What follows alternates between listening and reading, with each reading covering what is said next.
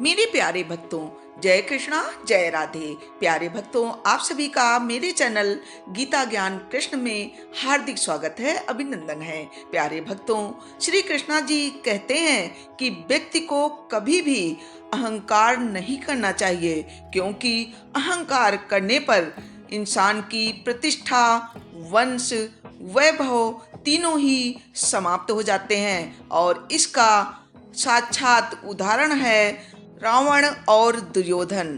आपने सुना होगा कि रावण कितना पराक्रमी था, अत्यंत धनी था और सभी विद्याओं में निपुण था, लेकिन अहंकार के कारण उसका सब कुछ, वंश, वैभव, कीर्ति सब नष्ट हो गया। इसीलिए आप जीवन में कोशिश करें कि कितना भी आपके पास धन हो जाए, बल हो और परिवार हो, लेकिन आप कभी भी घमंड मत करें। और आप जैसा कि जानते हैं कि महाभारत में कौरवों के पास कितनी अधिक सेना थी, कितना बड़ा परिवार था, लेकिन दुर्योधन के घमंड के कारण सब कुछ नष्ट हो गया। इसलिए प्रिय भक्तों, आप कभी भी जीवन में घमंड नहीं करें, अहंकार न करें। श्री कृष्ण जी आगे कहते हैं कि जीवन में कभी भी किसी से अपनी तुलना मत कीजिए। आप जैसे भी हैं सर्वश्रेष्ठ हैं। कहने का अभिप्राय ये है कि आप देखते हैं कि इस संसार में तरह तरह के लोग हैं। कोई धनी है, कोई निर्धन है, कोई ज़्यादा सुंदर है, कोई कम सुंदर है, कोई लंबा है, कोई छोटा है, लेकिन भगवान ने आपको जैसा भी बनाया है, आप प्रभु के द्वारा बनाई गई अमूल्य कृति हैं। यह मानव जीवन आपको 84 करोड़ योनियों के पश्चात प्राप्त हुआ है। इसलिए इस मानव जीवन का सही आप उपयोग करिए, सत्कर्म करिए, परोपकार करिए। इससे आपके जीवन में यश होगा, कीर्ति फैलेगी और आप इस लोक और परलोक दोनों ही में आनंद उठा सकेंगे। और प्रिय भक्तों, श्री कृष्णा जी आगे कहते हैं कि जो अपने मन पर नियंत्रण नहीं रखता, वो स्वयं का धीरे धीरे शत्रु बनता जाता है।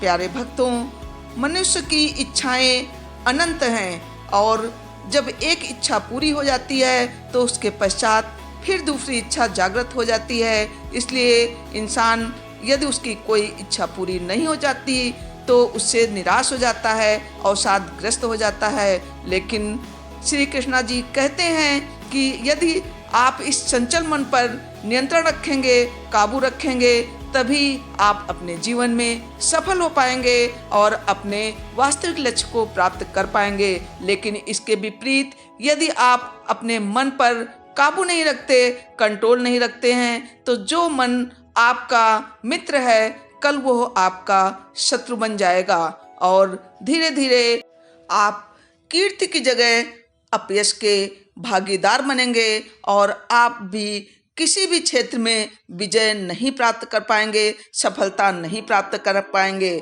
सफलता प्राप्त करने के लिए आपको अपने मन को एकाग्र रखना होगा। ध्यान चित्त होकर पूरे मनन चिंतन के साथ आपको अपने लक्ष्य के ऊपर निगाह रखनी होगी, सतत कर्म करने होंगे, तभी आपको मनवांछित फल की प्राप्ति होगी।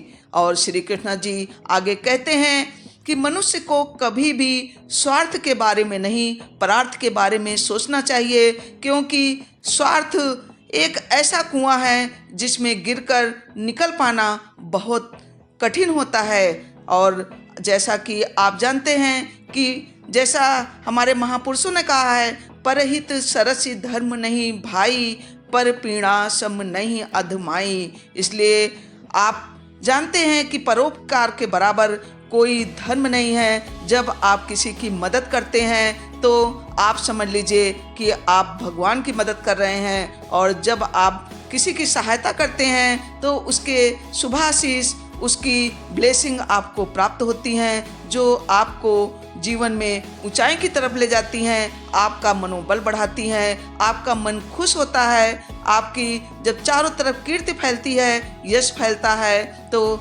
आप देखते हैं कि आप आनंद में जीवन व्यतीत करना शुरू करते हैं और आप जो भी कार्य करते हैं उसमें आपको सफलता मिलती है।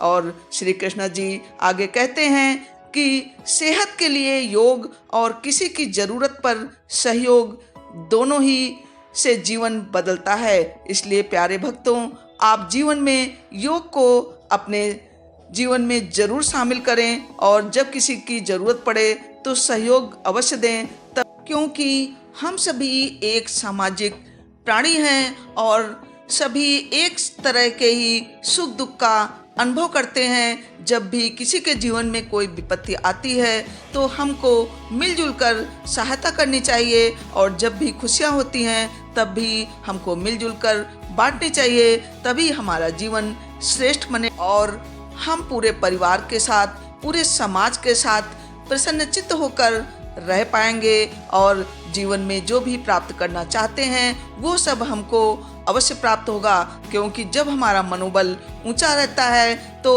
हम जो भी काम करना चाहते हैं वो खुशी खुशी करते हैं और चारों तरफ जब हमारे आसपास के लोग प्रसन्न मुद्रा में दिखाई पड़ते हैं तो हमारा मन भी खुश हो जाता है। तो इसलिए प्यारे भक्तों, आप जीवन में यदि सफलता प्राप्त करना चाहते हैं, खुश रहना चाहते हैं, तो श्री कृष्ण के बताए गए वचनों का आप अपने जीवन में अनुसरण करिए, पालन करिए, तभी आप स्वस्थ रह पाएंगे और जिस भी दिशा में आप कदम रखना चाहते हैं वहीं आपको सफलता मिलेगी। प्यारे भक्तों, अब मैं अपनी वाणी को विराम देती हूँ। मिलती हूँ ऐसे ही श्री कृष्ण जी के प्रेरणादायी वीडियो के साथ। Thanks for watching. जय राधे जय।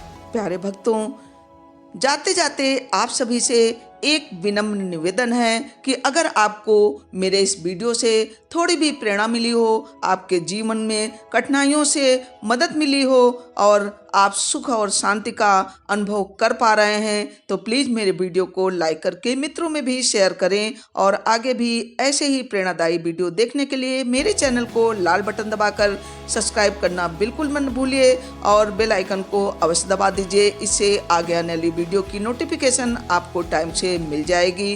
जय भारत, वंदे मातरम।